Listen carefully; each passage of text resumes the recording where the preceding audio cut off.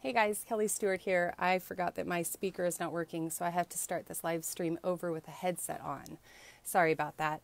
So I just want to kind of give my own opinions about court the last 2 days. There is a court case going on in Portland. For those of you who don't know, Agent Astarita is being charged with lying to police officers and also obstruction of justice. And so I'm just going to kind of talk through my own observations. I am independent, which means I can give my opinions a little bit more freely to the public and things that I see, while those who are more personally involved with the case cannot. And I think what I'm actually going to do, Maxine just put out a great report, and I'm just going to read what Maxine wrote, and then I think we'll just kind of talk through it, and I'll share some of my perspectives.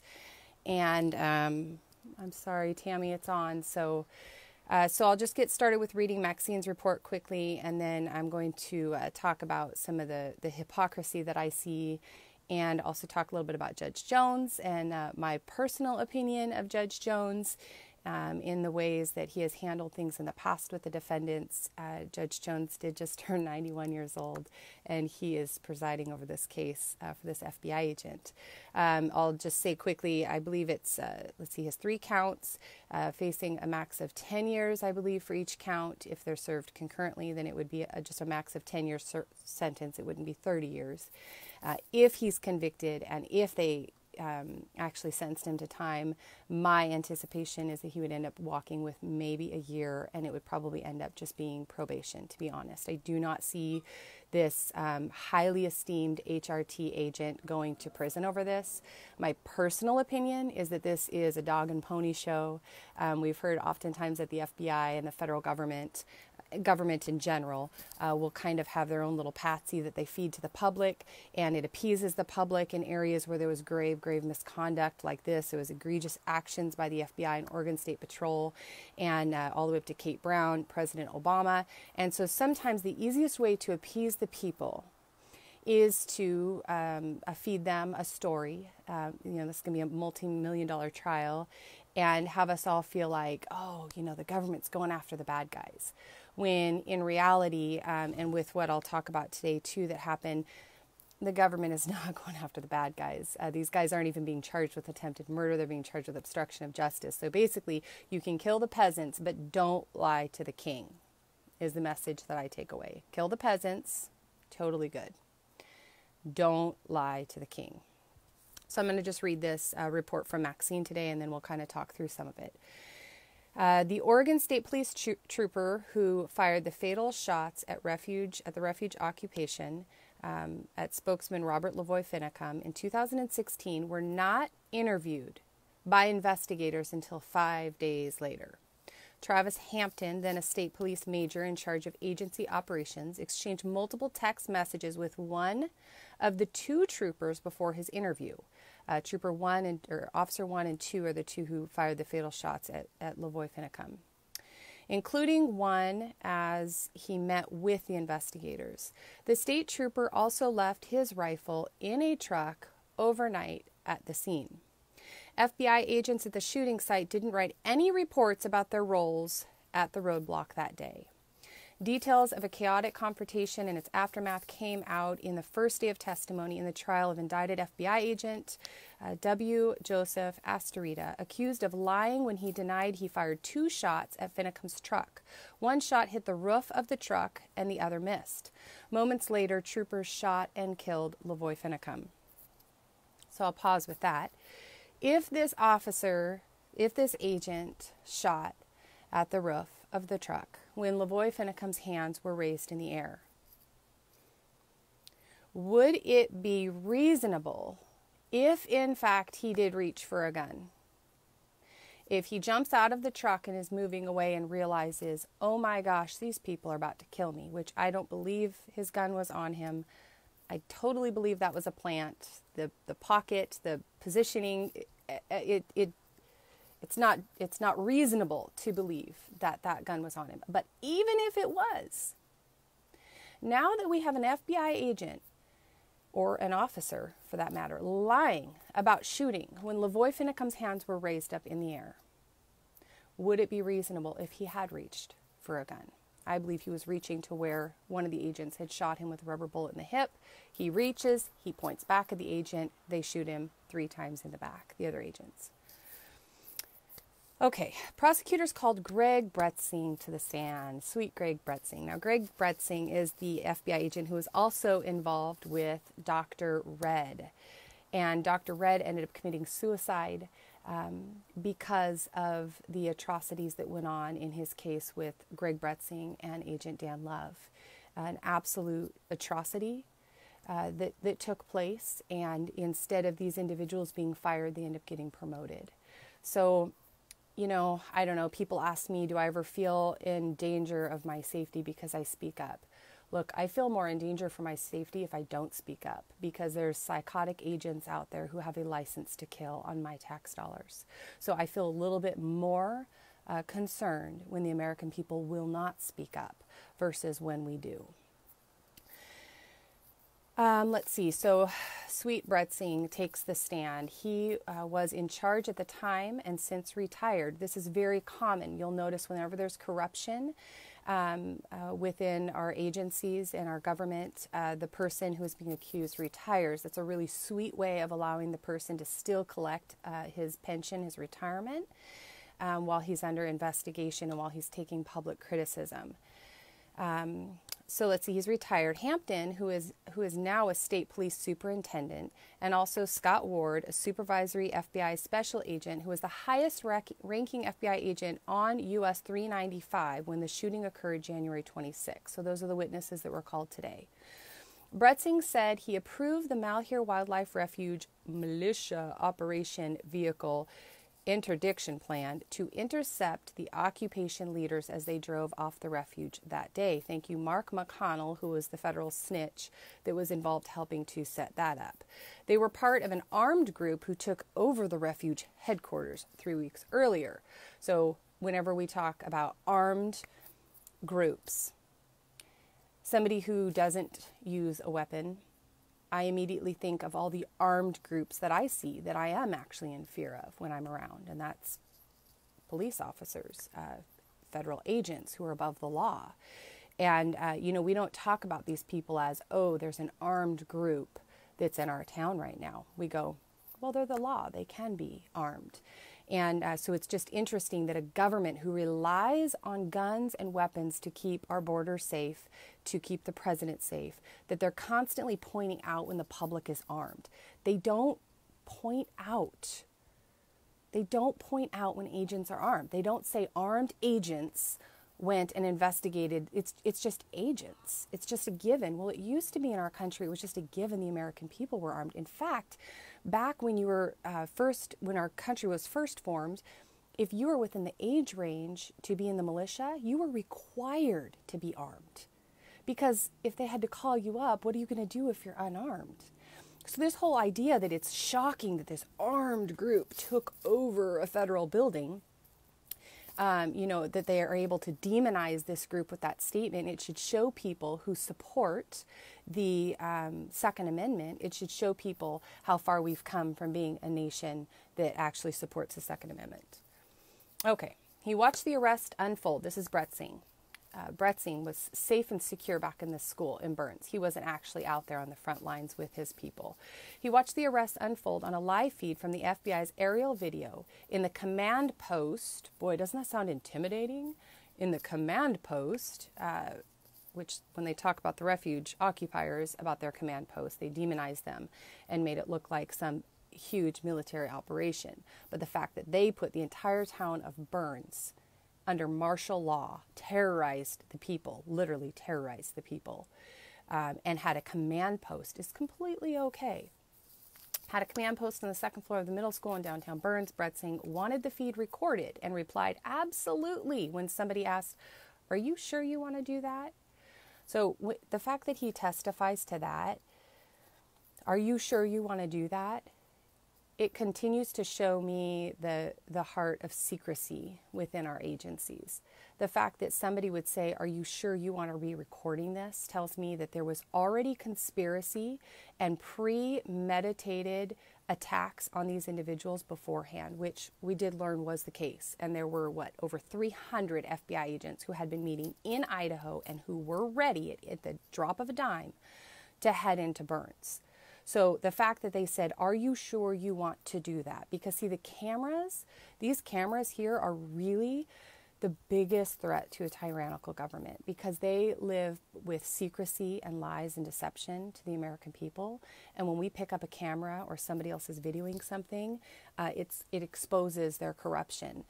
And their biggest fear is that the American people would actually start to learn just how corrupt they are. So the group from the Refuge was divided into 2 carloads, some in Finicum's white pickup and the others in a copper-colored Jeep. Bretzing watched Finicum pull away from the police stop on the highway, speed off towards a roadblock further north, and then swerve into a snowbank. It's important to note that when Finicum sped off, that they had just had gunshots fired. They say that they were non-lethal shots, but how would the defendants have known in the car if it was non-lethal or not? They all made the statement, oh my gosh, they're firing at us. Why are they firing at us? When Ryan Payne started to get out of the vehicle.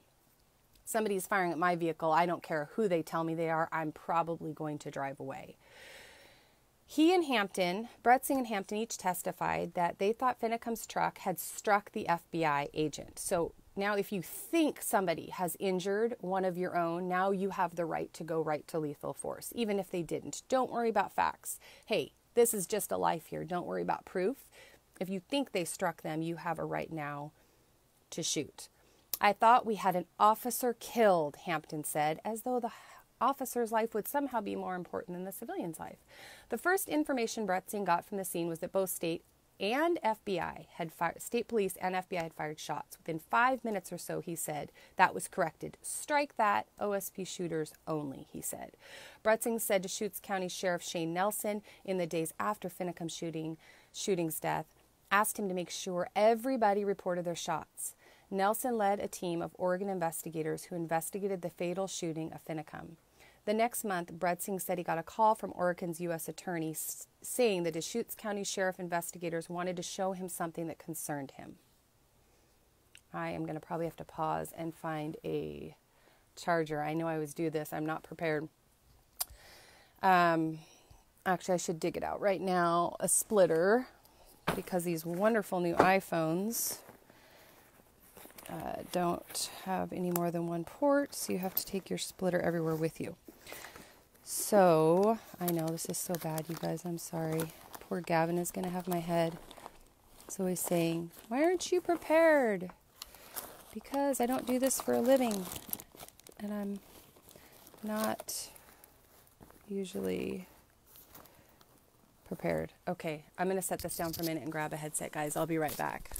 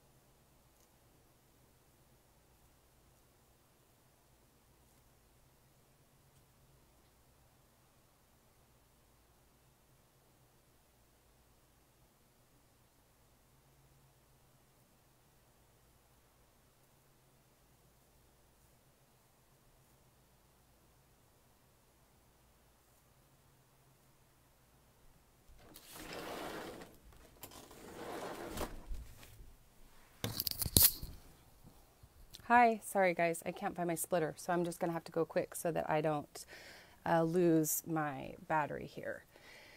Okay, so within a day, Bretzing went to the sheriff's office, and Ben, they said they had something they wanted to talk about. It appears they were looking for something, Bretzing testified. They watched some of the aerial footage with the infrared, and they were able to point out that the officers, which this is what is so surprising to me, why is there only one FBI agent being indicted? Why is there only one FBI agent indicted? This was a conspiracy clear as day. It appears they were looking for something. He said he saw the lights from their rifles shining on the ground. They were moving it, kicking the snow. And in other notes that I have from earlier said that one of them actually got down on the ground and was looking through the snow. As a group, every one of these agents knows who fired this weapon.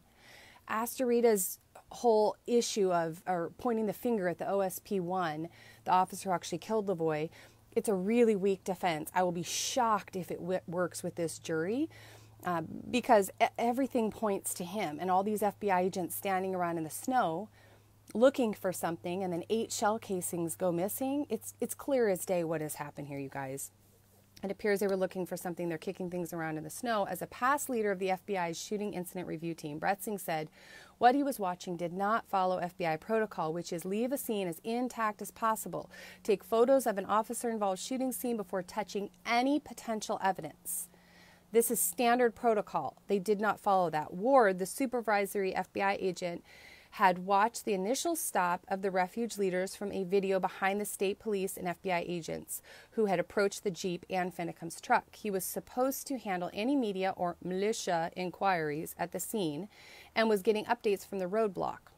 But he was frustrated by the poor radio communication. Well, when you ambush people on a road with no communication so they can't call for help, you're probably also going to have poor radio communication. He was frustrated. He asked another FBI agent to go and check who fired the shots and who was hit. He said he went to the shooting scene 2 times, noticed a lot of foot traffic, no crime scene tape, no crime scene log that kept track of who was coming and who was going. He testified that hostage rescue team agents typically do checks to account for anything that might have dropped after the shooting, such as a radio, flashlight, spare magazine, or pieces of a flashbang grenade. This is a conspiracy, you guys. This was a group effort, and we have one FBI agent on the stand. That pisses me off, just to be honest, especially with all the defendants that got roped in, like Joe Shaughnessy, who didn't even stay at the Refuge, Jerry DeLemus in Nevada, who didn't even make it till the day after. Makes me sick. So they asked the officers if they had picked up anything, and Astarita replied, "I removed nothing," Ward testified. Hampton was grilled by the defense lawyer on text messages he exchanged with a state police SWAT officer identified as Officer 1, who fired the fatal shots at Finicum.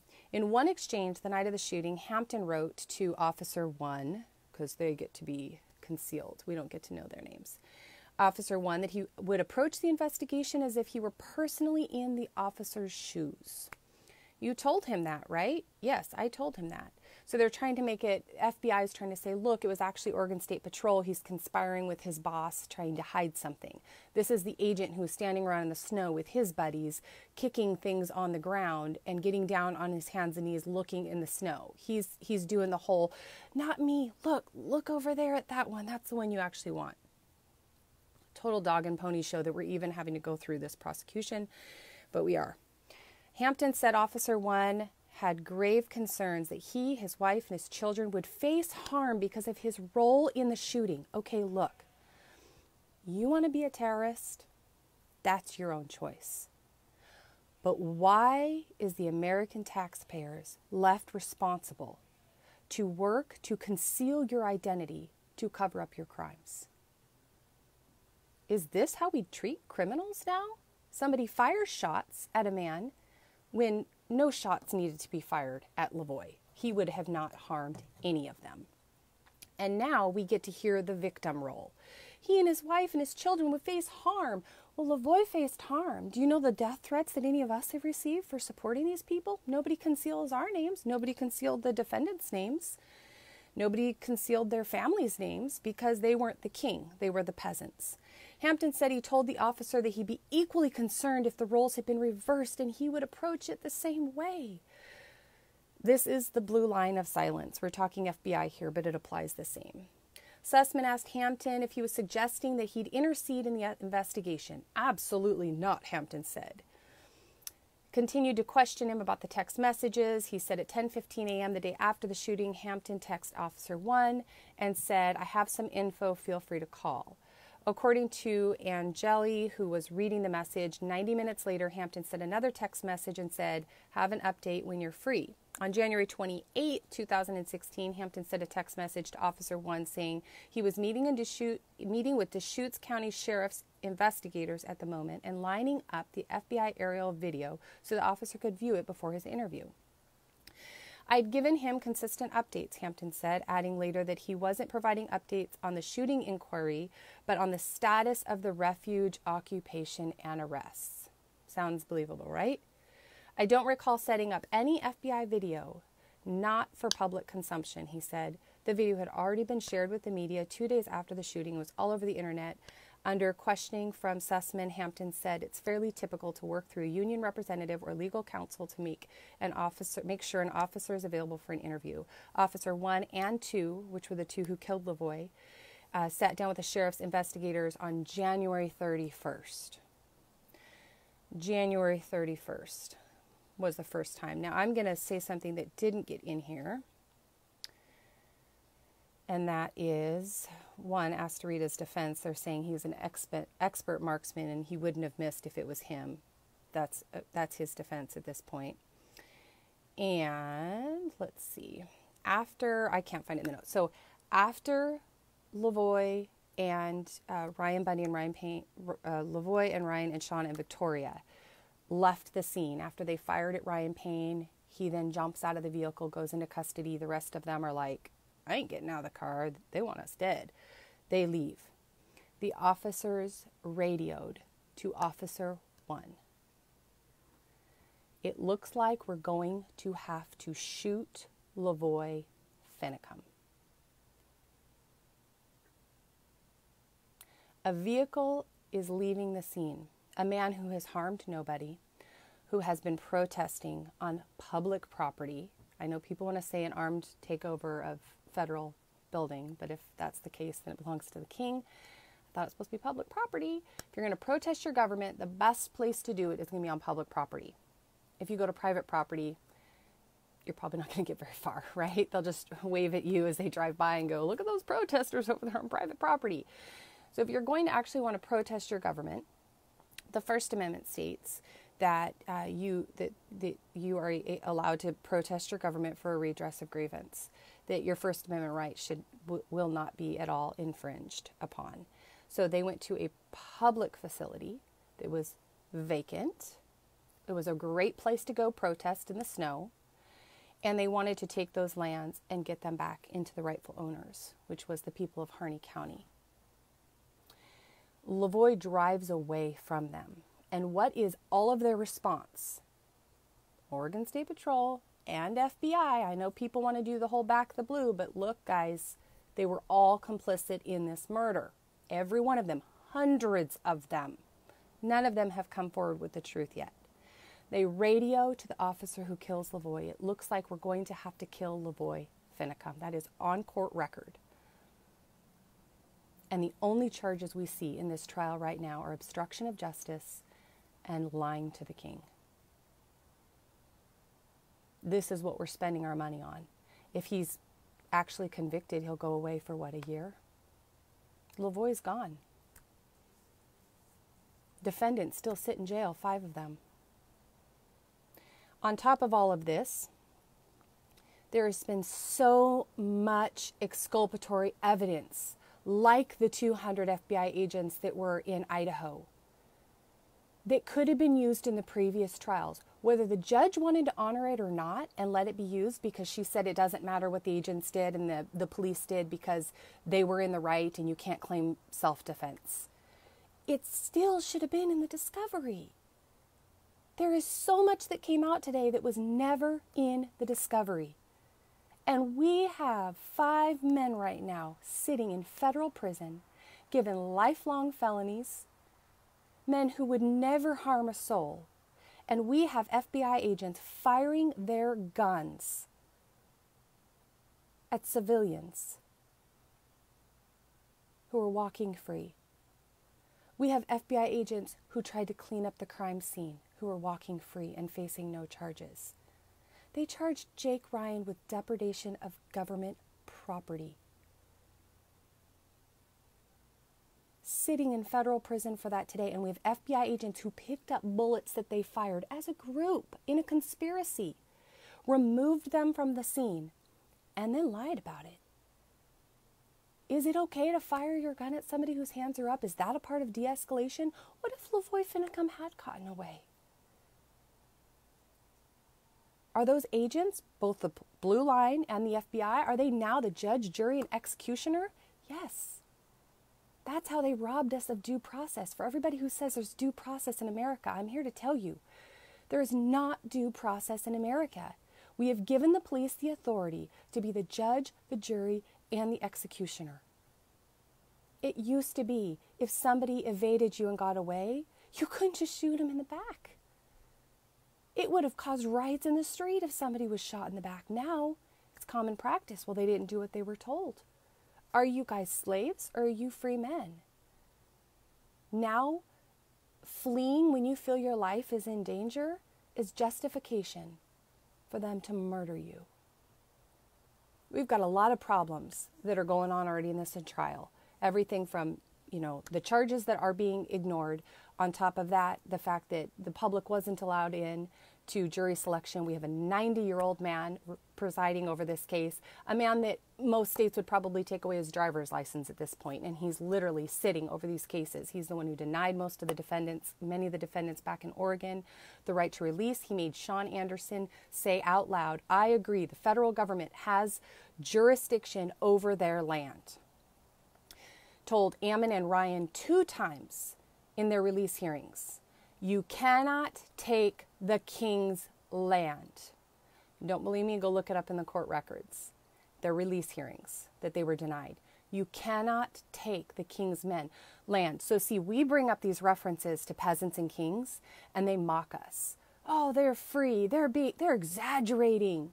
You're not slaves. We don't own you. You can live free as long as you get the right permission slip. It's for your safety. And then a judge, Judge Jones, sat there and said, you cannot take the king's land. The saddest part about where we are in America isn't that we live as slaves to our government, and that if we don't follow the correct laws, codes, rules, regulations, that we get shot, we go to jail, we get fined, or we go to jail, and if we refuse all that, we just get shot. And it's allowed based on what we've seen here with LaVoy Finicum. The saddest thing is that people don't know. And instead of worshiping God, they worship their government. They worship the police and the military. There was a day and time when the people cried out to God for their protection and their victories in their wars. Now we just invade more countries. We think there's a threat. Let's go invade them first. No wonder the world hates us at this point, you guys. This isn't difficult to figure out. You're out invading all these other countries. You're shooting people in the back, saying that you have a right to, and you're confused that people are upset with the police. You can die at a traffic stop if you get pulled over because your blinker didn't work, if you move the wrong way, and it's allowed.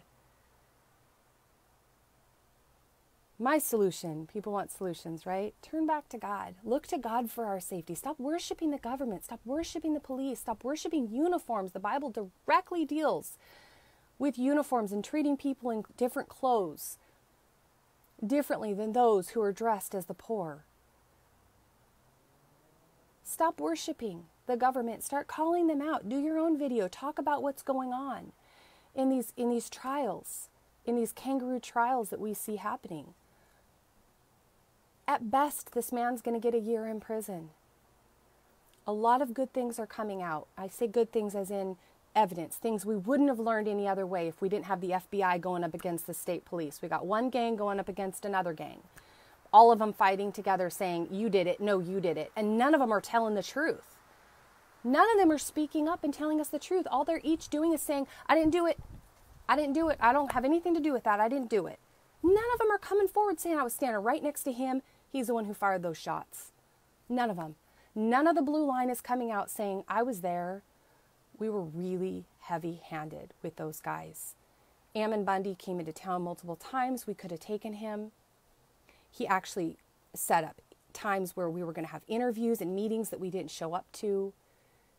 We were wrong. Not one of them have come forward and said that. Hundreds of the top elite of our country with HRT and FBI Oregon State Patrol. In my opinion, they are all complicit in this murder. And the kidnapping of all of these individuals who went to jail. Had to wait 9 months for their trial. Some of them were acquitted. Then a year and a month later, 4 of them were convicted. Multiple individuals pled guilty because they were put in complete fear for their life and their safety. And they said, fine, okay, whatever, just let me go home. And they'll live the rest of their lives as felons. If you actually look at the case and you take away the propaganda and the label lynching, you have a group of Americans that were concerned about the Hammonds that went to stand, and you have another group that was concerned about the king and on a power trip, and they brought the hammer down on them. And none of them so far have been held accountable. I mean, even the man accused of firing his weapon at a civilian and lying about it was given bail. These individuals have all killed people before. We don't get to know their names. We can't do a whole lot of research into them. But we know, I believe it's Officer 1 has killed 2 or 3 people, taken lives. And we don't get to know his name to hold him accountable within the courts. They're in fear for their safety. They literally murder us on our tax dollars. And then they get to conceal their identity because they're in fear for their safety. Yeah, I'm a little in fear for my safety too, but guess what? You monitor my every move and I pay you to do it. And then when you arrest me and take me to court, I have to pay to get an attorney to defend myself. This is a pretty messed up system we have right now. And I really believe the first step we need to do, and then I'm going to stop this before my phone shuts off. I believe we need to stop worshiping our government. We need to start thinking like free men and women. Free men and women under God's law, under natural law. The law that says you protect yourself, you protect your neighbor. And when you do that, all the other laws are fulfilled when you're defending yourself and your neighbor.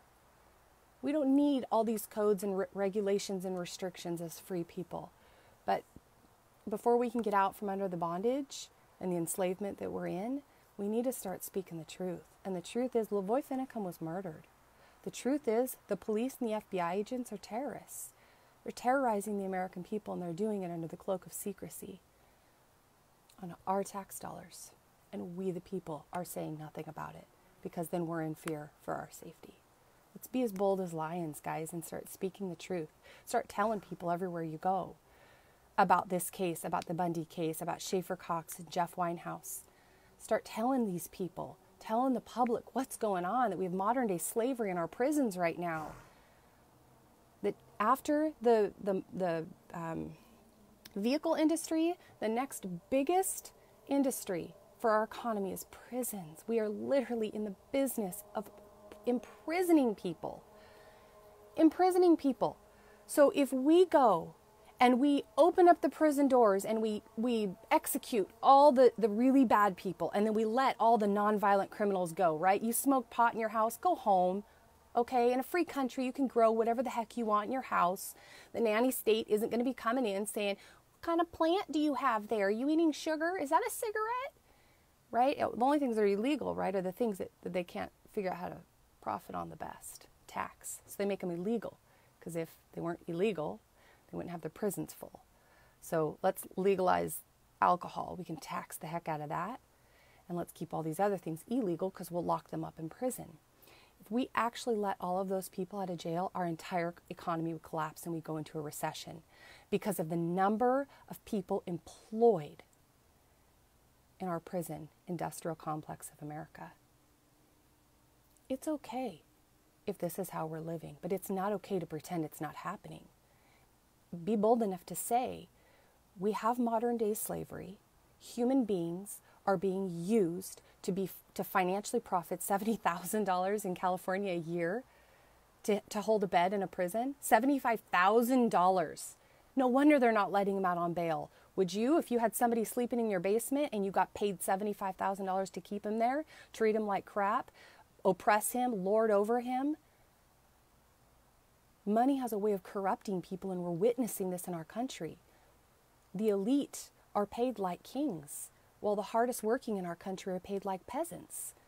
And then you look at the legal system. The elite are treated like the kings. The peasants are treated like peasants. They look the wrong way, they get killed. The FBI shoots at somebody. You know what? It was a tense situation. we're just going to give them all a pass. And we're just going to hang this one little patsy out to appease the American people. We don't want to rile up those big, scary militia because they might hold us accountable and actually start speaking out against our crimes. That's what we really have going on here. Judge Jones should not be presiding over this case. He shouldn't. He should be at home with his grandkids and his great-grandkids. We already know how he feels about the defendants. He should not be presiding over this case, but he is. So, with that, tomorrow's day 2. They're going to be showing, day 2 of the actual trial, they're going to be showing some of the footage, of the infrared footage of these officers standing around kicking in the snow. If you can get down to the courthouse, it's 1000 Southwest 3rd Avenue, please show up. Please get down there and support Jeanette. If you can also go to Americans Standing for Liberty, they have a Facebook page. They're doing an auction soon for Jeanette to help with her expenses while she's here for the month. She's going to be here and witness this trial, and hopefully her legal team will as well, to learn as much as they can about their case. Week 3, LaVoy's truck will be in Portland. It will only be available for the jury, from what we understand right now. Some of the attorneys will hopefully get to witness it and view it and see it for the first time in 2.5 years. Do you know some of the evidence hasn't even been returned to the defendants who were fully acquitted? Some of their guns and their other possessions have not yet been returned 2.5 years later. I call that theft in God's kingdom. I don't know what you want to try to justify it here in America, but I call it theft. 9 months of these men's lives for the Oregon trial sat and waited, and 1 year and 1 month for the final 4 that went to trial. Remember the people that are still sitting in prison right now: Ryan Payne, John Ritzheimer, Daryl Thorne, Dwayne Emmer, and Jake Ryan. We've got some of them as veterans. The government overlooks everybody equally, guys. Look, they don't elevate anybody. You challenge the king, you're all peasants in their books. Let's remember them in our prayers, send them letters, get some money on their commissary if you can. I've tried to start a website called bothsidesoftheglass.com. You can get all their addresses and links to apply money to their commissary, and also links to their families' PayPals. I've done horrible at updating it. It's been a very busy 2.5 years that I will work on getting that better updated. Schaefer Cox, I was able to speak to him today. He's moving forward on some of his cases where he's trying to actually file some lawsuits against the government. He's spending 26 years in prison. He's got 20 years left because he dared to speak out against the king. He's innocent as the day is long. Jeff Winehouse was shot 4 times by the Missouri State Patrol, and then they charged him with attempted murder. And he was sentenced to 30 years in state prison. This is just a drop in the bucket, you guys. There's tens of thousands of political prisoners across this country. And as soon as you know about them, as soon as you have the information, you're obligated to speak for them. You're obligated to suffer in chains with them as though you yourself are in chains. That's our command as Christians. But then just in an everyday society, you want to know how your society's doing? How do you treat the weakest? How do you treat the elderly, the infants, and the prisoners? How do you treat the weakest of your country? It says a lot about your country's character. In our country, we euthanize them, we abort them, we abuse them. That's our elderly, our unborn, and our prisoners. This can't be, you guys. We can't just keep letting this go on without speaking up. Speak up for these people. Tune back in tomorrow. We'll do another update. Jeanette also did a really great update on LaVoy's page, so go over there and watch that, and please support her if you can. God bless, guys.